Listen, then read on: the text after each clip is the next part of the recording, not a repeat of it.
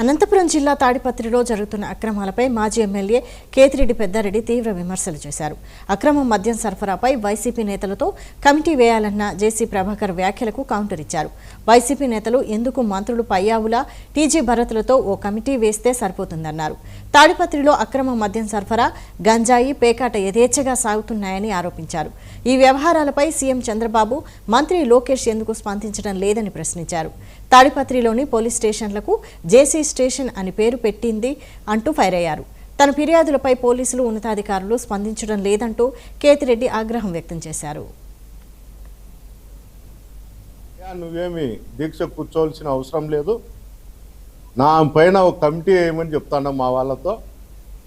మా వాళ్ళు వేసే కమిటీ ఒకవేళ నువ్వు నచ్చదు, నేను ఈ బుద్ధు చెప్తాడా, నీకు నీ కొడుకు కూడక, నువ్వు ఎమ్మెల్యేగా ఉన్నప్పటి నుండి, నువ్వు మున్సిపల్ చైర్మన్గా ఉన్నప్పటి నుండి, నీ కొడుకు ఎమ్మెల్యేగా ఉన్నప్పటి నుండి, నేను ఎమ్మెల్యేగా ఉన్నప్పటి నుండి తాడిపత్రి ప్రాంతంలో రౌడిజం కానీ, మటకా కానీ, గ్యామ్లింగ్ కానీ, రంగాకి కానీ, లిక్కర్ పైన 10 రూపాయలు పెంచి తినేదాని విషయంలో కూడా కమిటీ.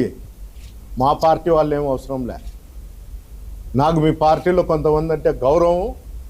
కాలువ శ్రీనివాసులు అన్నను, పయాలు కేశవును, ఈ జిల్లా ఇన్ఛార్జి మంత్రి అయినటువంటి టీజీ భరత్ను, ఈ జిల్లాకు సంబంధించిన కడప శ్రీనివాసరెడ్డిని, ఇలా నల్లగరిని కమిటీలో వేయించుకో.